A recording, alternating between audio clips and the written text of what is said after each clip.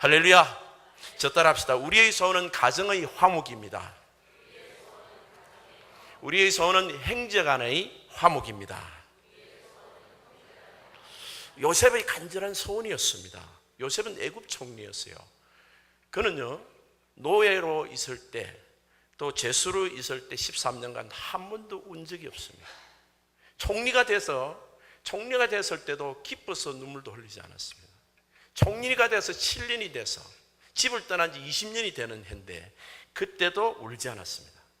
근데 눈물을 언뜻 보인 때가 언젠가 하면 창세기 42장에 형들이 곡식을 사러 왔을 때 요셉은 알아봤습니다. 형들은 몰라봤지만 그때 눈물을 숨기면서 울었습니다. 그리고 이제 창세기 44장에 보면 베냐민을 데리고 오는데 동생 베냐민을 데리고는 거의 크게 울 뻔했습니다. 그러나 그것도 숨기고 얼굴을 씻고 숨기며 울었습니다. 그런데 오늘 유다의 타원을 두고 형들의 사랑이, 자기를 향한 사랑이 넘침을 보고, 동생 특별히 베냐민을 향한 사랑이 넘침을 보고 대성통곡합니다. 대성통곡합니다. 여러분, 애굽의 재상이에요. 세상으로 말하게 되면 천하를 호령하는 권세와 존경을 받는 사람이었습니다. 뭐 하실 게 있습니까? 근데 이 사람이 22년간 정확히 말하면 가슴에 묻어뒀던 눈물이 있었다는 거예요. 그게 뭔가 하면 가족 간의 화목이었다는 거예요. 여러분은 우리가 이 세상에 살 때 우리를 정말 행복을 결정짓는 요소는 여러분이 얼마나 돈을 많이 버느냐, 출세를 하느냐, 얼마나 건강하냐, 재능이 있느냐, 잘생겼느냐, 못생겼느냐, 그게 아닙니다. 여러분, 내가 지금 같이 사는 가족과 사랑하는 사이인가, 내 옆에 있는 형제와 화목한 사이인가. 여러분이 가까이 지내는 이 형제들과 화목하지 못하면 그것이 곧 우리의 눈물이 되는 거예요. 특별히 가족에는, 이 가정은 하나님이 주신 천국을 누려야 됩니다. 근데 얼마나 많은 가정이, 특별히 젊은 층 가정이 50% 정도가 헤어진다고 그러고, 지금 사는 가정도 그나마 한 반 정도는 정말 눈물겹게 사는 그런 삶들을 살고 있습니다. 사랑이 없었어요. 예수 사랑이 없어서 죄가 들어와서 우리 가정들이 다 깨지는 거예요. 요셉의 가정도 마찬가지였었습니다. 그 죄 때문에 요셉이 22년간 울고 있었다는 거예요. 애굽의 재상이 남들이 보면 아무것도 아쉬울 것이 없는 듯이 보이지만 안 그렇다니까요. 세상에 잘 먹고 잘 사는 것이 우리를 행복을 만들어주는 게 아니라는 겁니다. 여러분이 행복하시려면 부부간에 화목해야 돼요. 여러분이 행동하려면 부모 자식 간에 화목해야 됩니다. 우리 자식들 사이에 그런 깨어짐의 아픔이 없어야 돼요. 우리 교회가 행복하려면 우리 형제들 간에 화목해야 되는 거예요. 그 화목제물로 오신 분이 우리 예수님이라는 거예요. 예수님은 우리를 행복하게 만들기 위해서 오신 분이라고. 우리에게 구원을 주실 뿐만 아니라 이 땅에 살면서도 천국 같은 가정, 천국 같은 교회를 누리라고 예수님이 오신 거라고요. 이거 우리 누려야 합니다. 예수를 믿기는 믿는데 눈물 흘리고 있고 미워하고 있고 깨어지고 있으면 그건 예수 믿는 거 아니에요. 살아계신 예수님을 믿는다면 우리가 주님으로 인하여 하나 되어야 됩니다. 요셉은 가족이 화목하기를 정말 20년 이상 소원했던 사람입니다. 근데 어느 날 형들이 왔어요. 놀랍게 그 기회가 왔습니다. 요셉은 이미 형들을 다 용서했습니다. 그런데 내가 용서했다고 화목이 되나요? 상대가 준비가 안 됐는데, 나 혼자만 용서한다고 해서 상대가 준비가 안 되면 이 화목이 안 된다고요. 그래서 가족의 화목, 이 20년 전의 형들의 모습을 보면 이거 화목할 수가 없어. 지금 보면 진정한 화목은 나뿐만 아니라 우리 가족 모두가, 우리 형제 모두가 서로가 회개하고 자기를 깨치고 나오고 용서하고 끌어안을 때 하나가 되는 것입니다. 그래서 요셉은 20년간 형들이 어떻게 변했는지를 정말 알고 싶었던 겁니다. 예전의 모습이면 우리 가정은 지옥이야. 내가 애굽 총리가 돼도 우리 형제들과 하나가 될 수가 없는 거예요. 근데 지금 어떻게 됐는지를 한번 알고 싶은 거예요. 그래서 창세기 42장부터 44장에 걸쳐서 두 분을 테스트합니다. 첫 번째 테스트는 시몬이라는 둘째, 르우벤의 둘째 아들인데 이 사람을 볼모로 잡습니다. 10명의 형이 왔을 때 정탐꾼으로 누명을 씌웁니다. 그리고 시몬을 볼모로 잡고 너희들이 베냐민을 데리고 오면 내가 너희들이 정탐꾼이 아니고 정직한 사람인 것을 내가 증명하리라. 그리고 올려보내면서 곡식 자료에서 양식값 돈을 도로 넣어가 보냅니다. 집에 가보니까 돈이 도로 와 있는 거예요. 아이고, 이거 큰일 났습니다. 우리가 돈을 훔친 꼴이 됩니다. 요셉이 일부러였습니다. 아버지 집에 돈 모자르지 않도록. 근데 형들은 부담이 됩니다. 자기들이 지금 다시 곡식을 사러 갈 때 돈을 훔친 꼴이 되니까. 그 르우벤 큰 아들이 아버지 야곱을 설득하지만 야곱은 완강합니다. 예전에 요셉을 편애한 그보다 더 심하게 베냐민 막내 동생을 편애합니다. 내가 요셉도 잃었는데 이제 베냐민을 잃을 수 없다. 그래서 거의 1년 이상을 버티게 되는 거예요.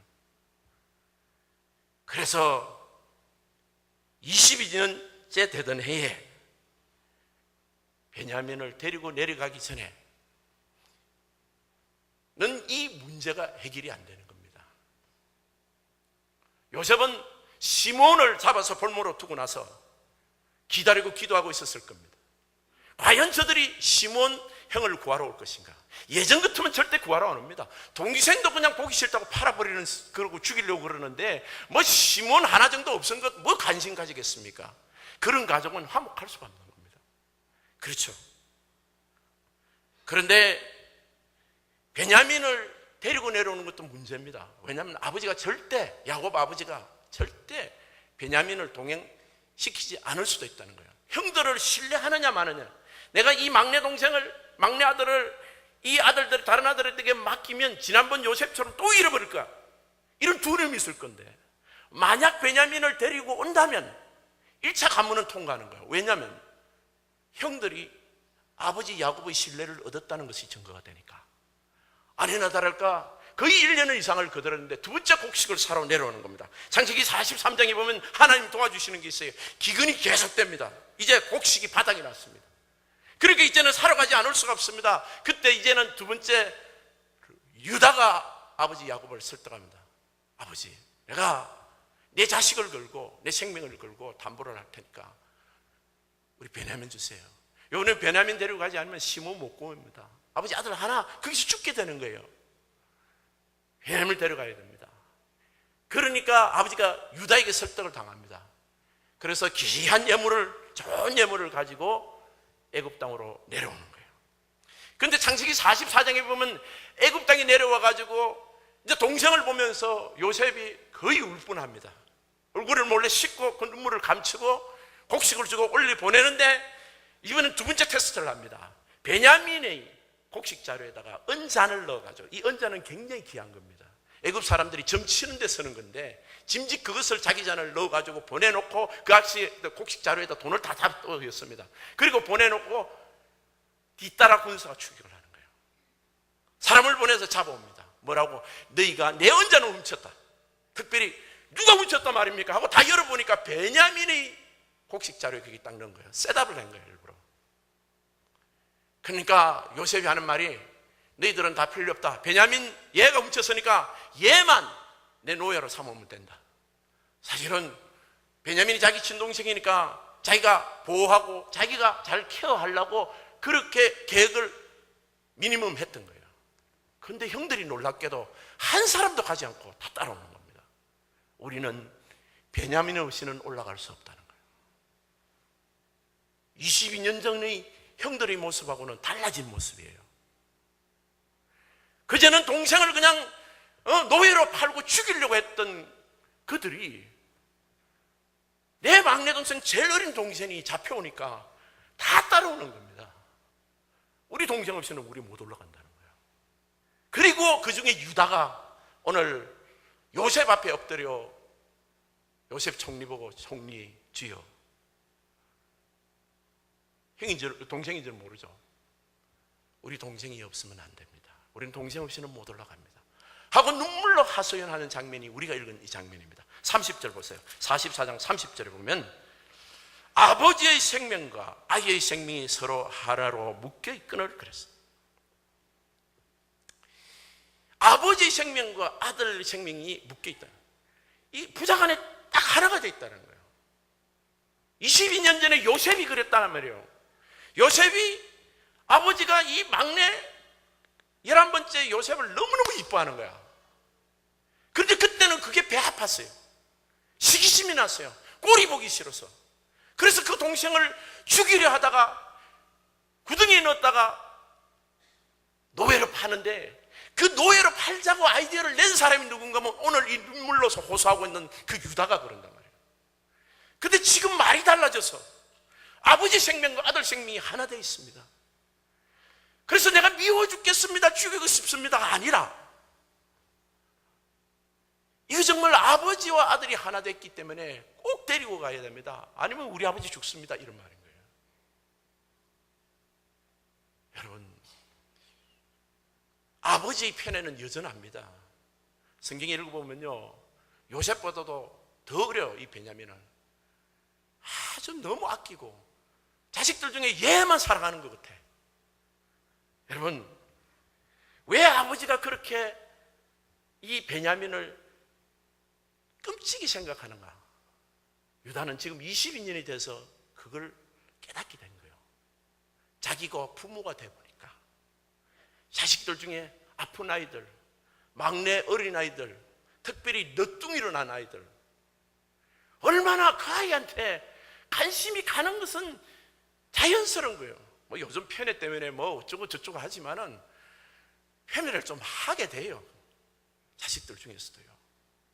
왜냐하면 걔가 너무 안쓰럽고 부족하고 뭔가 도와줘야 될 것 같고 또 문제가 있으니까 말이죠. 어린 자식을 그렇게 불쌍히 여기는 것은 당연하잖아요. 특별히 엄마 라헬이 죽었어요. 둘은 친엄마가 없어, 요셉과 베냐민이. 그러니까 그렇게 끔찍이 사랑하는 것을 자기가, 유다가, 형들이 자기도 결혼하고 자식을 낳아보니까 이게 이해가 되는 거야. 아, 나도 그렇게 끔찍이 사랑하는 그 몇 놈 중에 있더라는 거예요, 자식이. 그리고요, 특별히 유다는요, 아들이 3명이 있었어요. 근데 자기가 아들을 둘이 죽어버렸어. 자기보다 먼저 일찍 죽어버린 거예요. 그게 어디서 발생을 하냐면, 지가 요셉을 노예로 팔고 난 후에 그 일이 발생해요. 성경에 보면. 그러니까 자기가 동생을 팔 때는 별로 안 아팠는데 내 자식이 죽으니까 이 아버지는 아주 그냥 죽겠는 거예요. 고통스러워서. 자식을 잃은 아버지의 아픔, 자기 눈앞에 자식이 둘이나, 어린 자식이 죽어 넘어지는 걸 봤으니까 얼마나 고통스러운가. 와, 이 고통의 짓을 내가 우리 아버지 야곱에게 한 거예요. 자기가. 그걸 몇 년간 쳐다보고 있었다고요? 22년간 쳐다보고 있었어요. 요셉을 잃은 야곱이 요셉을 한 번도 잊어본 적이 없어. 자식이 지금 가슴에 묻는다잖아. 20년간 이상을 울고 있는 아버지를 보고 있는 거예요. 근데 말은 못해. 자기들이 한 나쁜 짓을. 짐승에 물려가서 그 수염서 피를 불러가지고 죽었다고 거짓말을 했으니 말이에요, 형들이. 그렇게 작전을 해가 도모를 했으니 말이죠. 그런데 그들이 당해야 될 고통은 뭔가 하면 부모가 고통한 걸 보게 되는 거예요. 야, 우리가 정말 해도 해도 너무했다, 이건. 부모에게 정말 하지 말아야 될 짓은 그 자식을 부모 앞에서 죽이는 거예요. 여러분, 우리가 이 세상에 살면서 우리는 하나님 자녀들이에요. 우리가 형제들끼리 이렇게 보면요, 좀 내 마음에 드는 사람도 있고 안 드는 사람도 솔직히 있어. 근데 부모의 눈으로 보면 그러면 안 되는 거야. 내 부모에게는 귀하지 않은 자식이 없는 거예요. 한 자식이 넘어져도 얼마나 아파하시는데. 우리는 하나님 자녀예요. 아버지의 마음을 가지고. 그리스도 안에서 1만 스승이 있어도 아버지의 마음을 가진 자가 적다 그래요. 요셉의 형들도 아버지 마음을 몰랐던 거예요. 우리가 정말 하나님의 사랑을 알고 하나님 아버지의 여러분을 향한 그 사랑을 알면 어느 누구 하나 미워할 수 없어요. 여러분, 귀하지 않은 존재가 없다고요. 하나님이 세상을 사랑하사, 아버지가 우리를 사랑하사 독생자를 주셨어요. 자기 아들을 죽이기까지 사랑하신 여러분 것이에요. 우리가 그분 때문에 사는 거야. 그래서 양자로 거둬두신 거예요, 우리를. 오늘 본문 31절 한번 봅시다. 30절에 이런 말씀합니다. 아버지의 생명과 아이의 생명이 서로 하나로 묶여있기를 이제 내가 주의 종 우리 아버지에게 돌아갈 때 아이가 우리와 함께 가지 아니하면 우리 아버지가 아이의 없음을 보고 죽으리니 그렇습니다. 이게 말이요, 그냥 아버지 사랑을 상상하는 게 아니라 자기가 자식을 잃어보는 게 이게 죽을 것 같은 고통이에요. 내가 잃어봤잖아. 유다가 그 말을 하는 거지. 우리 베냐민이 안 보이면, 요셉 때문에 20년간 죽었는데 진짜 우리 아버지 죽습니다. 이제 우리 아버지 죽어요. 이 말이에요.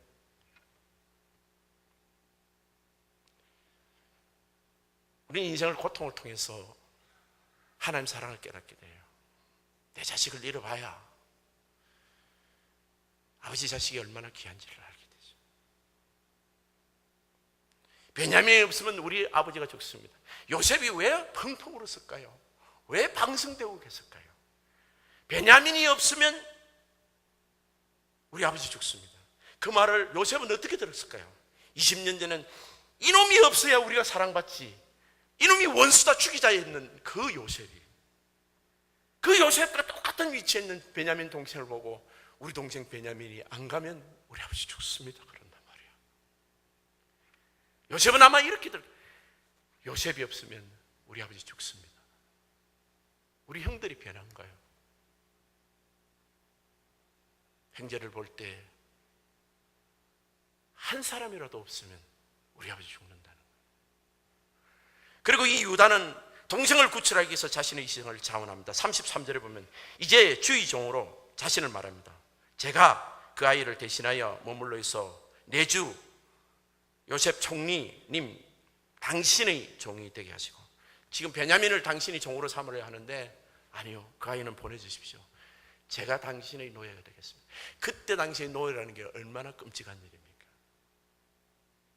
근데 유다는 제가 동생 대신 노예 되겠습니다.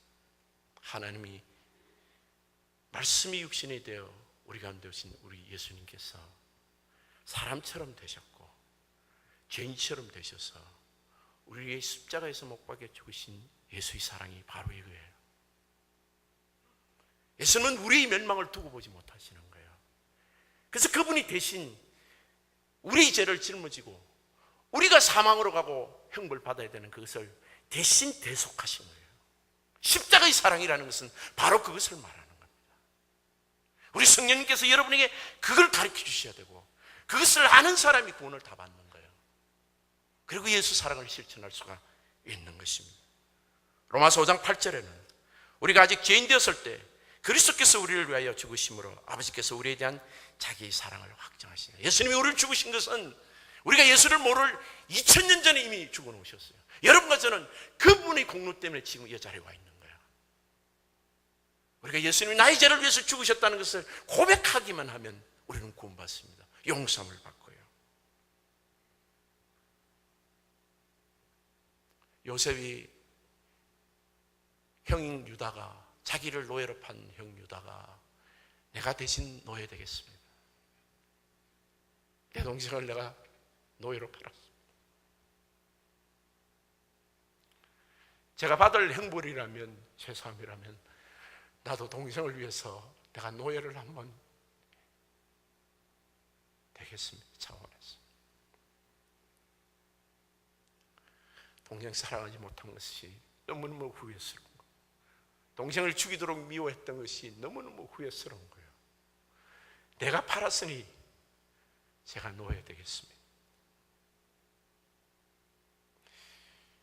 이것을 보고 요셉이 박성되고 가는 겁니다. 오늘 45장 1절을 한번 보십시오. 요셉이 시종하는 자들 앞에서 거정을 억제하지 못하여 소리질러 모든 사람을 자기에게 물러가라 하고 그 형제들에게 자기를 알리니, 2절에 보면 요셉이 큰 소리로 옵니다. 애굽 총리가, 그 존경받는 점잖은 그 훌륭한 분이 눈물로 통곡하며 우는 것이 있어요. 여러분, 이 눈물이 이 가정을 화목되게 한 겁니다. 우리 가정의 화목은 우리 눈물을 통하여 일어납니다. 그리고 3절에 요셉은 자신의 신분을 밝힙니다. 그 형들에게 이르되 나는 요셉이라. 내 아버지께서 아직 살아계시나이까. 22년 보고 싶어도 고향에 가지 못했습니다. 총리 됐으면 갈 수 있었는데도 안 갔어요. 왜냐하면 이 지옥 같은 가정이 하나님의 은혜로 화목하기 전에는 그것이 소원이고 기도했을 겁니다. 이제는 자신의 신분을 밝혀서 형들에게 나는 요셉입니다. 4절에 보면 요셉이 형들에게 이르되 내게로 가까이 오소서. 그들이 가까이 오매 나는 당신들의 아우 요셉이니. 그래서 당신이 사랑하는 아우 요셉. 22년 전에 나를 미워서 죽이려고 버렸던 요셉인데 이제는 당신이 사랑하는 아우 요셉입니다. 형님들 고맙습니다. 사랑하는 성도 여러분, 우리 종교가 지향하는 것이 무엇입니까? 예수 믿고 천국 가는 겁니다. 그럼 이 땅에 사는 날 동안에 가장 중요한 것이 뭘까요? 여러분이 천국 같은 삶을 누리려면 혼자서는 누릴 수가 없어요. 우리 가족과 화목해야 됩니다. 우리 가정이 하나 돼야 돼요. 우리 교회도 화목해야 되고 하나 돼야 됩니다. 죄 있습니까? 있습니다. 아프게 하는 것 있습니까? 있습니다. 그러나 그럼에도 불구하고 우리가 받은 용서 때문에 다 용서해야 되는 거예요. 내가 먼저 용서하는 사람이 돼야 됩니다. 우리 인생의 눈물은요, 이 화목이 깨져서 오는 겁니다. 그 어떤 것 다른 것도 아니에요, 여러분. 세상적인 뭐가 이것이 없어서 저것이 없어서 그런 소원을 말하지만은요, 사실은 그것이 우리의 눈물을 그렇게 내게 하는 것이 아니에요. 정말 진짜 고통은 사랑하는 사람과 깨질 때요. 창세기 3장을 보게 되면요, 선악과를 따먹을 때 따먹지 말라고 하나님 하시면 네가 이것을 먹으면 정령 죽는다 그랬어요. 그때 그 죽음이라는 말이 무슨 말인 거예요? 그때 그것을 따먹어도 아담과 하와가 진짜로 죽잖아요. 그 죽는다라는 말은 영적으로 분리된다는 뜻이에요. 그 죄라는 놈은 구름 끝에서 하나님과 나 사이에 교통하고 에덴 동산에서 이렇게 서로 얼굴을 볼 수 있었던 그런 상태에서 죄가 딱 들어오면서 하나님이 보이지 않는 거예요. 이 세상의 모든 사람들은 이 원죄를 타고 나서 날 때 하나님이 안 보이는 거예요. 하나님과 나 사이에 영적으로 이렇게 분리된 상태를, 그것을 죽음이라 그래요. 영적인 죽음이라 그래요. 우리 육신이 죽는 것도, 우리 영혼이 우리 몸과 이렇게 딱 분리되는 것을 그걸 죽음이라 그래요. 죽음이란 성경으로 신학적으로 분리되는 걸 말합니다. 그런데 우리 신자들에게 이 살아있는 동안에 가장 고통스러운 분리가 하나 있어요. 그게 뭔가 하면 사랑의 관계가 깨지는 겁니다. 이 땅에 살면서 천국을 누릴 수 있으려면 이 관계가 하나 돼야 돼요. 이 십자가 플러스 사인을 보십시오. 저걸 더하기 사인으로 쓴다고요. 얼마나 놀랍습니까? 하나님과 이 죄인을 하나 되게 하고 내 이웃과 이웃을 화인되게 해서 플러스 사인으로 오신 분이 화목제물이신 우리 주 예수 그리스도 십자가 부활인 것이요. 그러니까 여러분, 사람과 사람 사이에는 반드시 누가 있어야 됩니까? 예수님이 계셔야 됩니다. 우리 남편은 믿을 수 있어? 아니요. 우리 아내는 그러지 아니요, 여러분. 서로 그렇게 보이더라도 귀중한 사이일수록 예수님 위에 아무것도 두지 마세요. 우리 부부 사이는 아무것도 두면 안 돼. 예수님 위에는. 예수님이 슈퍼글루입니다. 여러분, 요즘 어떤 드라마 보니까 부부간에 앉아서 소주 짠다. 위험한 가정입니다. 하토짱이요, 부부간에. 더러운 게임요. 엄난한 거요. 그러다 깨지는 거예요. 귀한 관계일수록, 내 형제들 귀한 관계일수록 예수 외에는 다른 것 두면 안 돼. 우리 사이에는 오직 예수님밖에 없어요. 그분이 우리를 하나 되게 하는 거예요. 하나 되면 어떻다고요? 행복합니다. 하나 되면 천국이에요. 하나 돼야 천국입니다. 이 땅에서 천국을 누리려면 예수로 인하여 하나 돼야 되는 거예요. 여러분, 세상 어떤 잘못 이슈나 이데올로기나 어떤 띵으로 형제간에요, 돈도 사이에 두면 안 됩니다. 제가 늘 그랬죠. 성경 공부할 때 성도들 간에는 절대 돈 거래하지 말라고. 돈 두면 반드시 깨집니다. 빌려주지 마세요. 빌려달라면 돈을 주세요. 차라리 주고 싶거든. 그리고 받을 생각하지 말고. 그래야 안 깨집니다. 여러분, 주님 안에서 우리 세상에 어떤 좋은 것도 형제 사이에, 여러분, 두 사람이 좋아서 어디 놀러 갑니다, 자주 갑니다, 그거 자주 즐깁니다. 그 두 사람 반드시 깨져요. 아무리 좋은 것이라도. 그런데 예수님하고 같이 가면요, 예수님 있으면 하나 돼요. 한 몸 됩니다. 기쁨이 넘칩니다. 사랑이 넘칩니다. 오직 예수로 인하여 한 몸 되는 가정, 예수로 인하여 천국을 누리는 가정, 그래서 예수님이 오신 거예요. 우리 가정에는, 우리 가족들 사이에는 예수 위에 다른 거 두지 마세요. 왜냐하면 내 가족은 내 생명 같은 사람들, 생명 같은 귀한 사람들이기 때문에. 우리 형제들도 교회 마찬가지입니다. 교회는 예수 위에 다른 거 부르면 안 돼요. 생명 같은 존재들이기 때문에 예수님만 말해야 됩니다. 그래서 하나 돼서 우리 종교와 우리 종교 가정들이 천국 누리는 그런 귀한 가정과 교회가 되기를 예수님 이름으로 축복합니다.